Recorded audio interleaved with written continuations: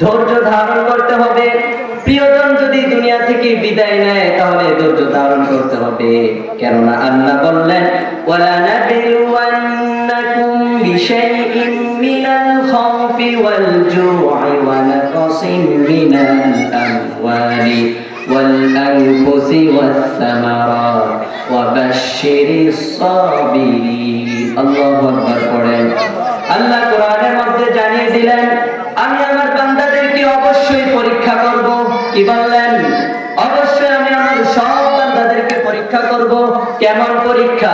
আল্লাহ আয়াতের মধ্যে স্পষ্ট ভাষায় জানিয়ে দিলেন আমি তাদেরকে ভয় ভীতি দিয়ে পরীক্ষা করব, আমি তাদের প্রিয়জনদেরকে তাদের থেকে কেড়ে নিয়ে পরীক্ষা করব, আমি তাদের ধন সম্পদকে লোকসান করে পরীক্ষা করব। কথা বলেন ঠিক কিনা? ও মুসলমান, আল্লাহ আগে কোরআনের মধ্যে স্পষ্ট ভাষায় জানিয়ে দিলেন বান্দা আমি তোমাকে তোমার ধন সম্পদকে কেড়ে নিয়ে পরীক্ষা করব, কাজে তোমার বিচলিত, কাজে তোমার ভয় পাওয়ার কোনো কারণ নাই।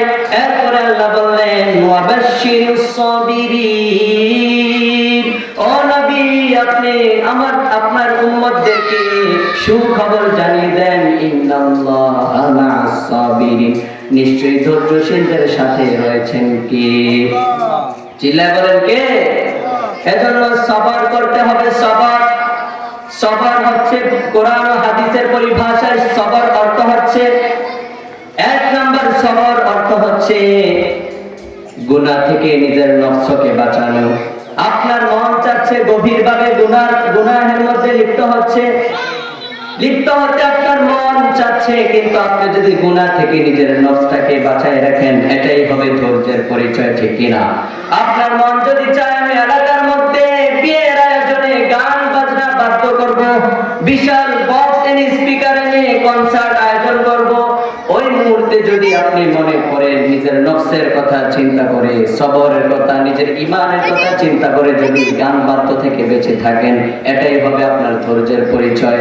দুই নম্বরে হচ্ছে সব সময় নিজেকে ইবাদতের মধ্যে মশগুল রাখা, আল্লাহর ইবাদতের মধ্যে নিজেকে আনুগত্য করা। কথা বলেন ঠিক কিনা?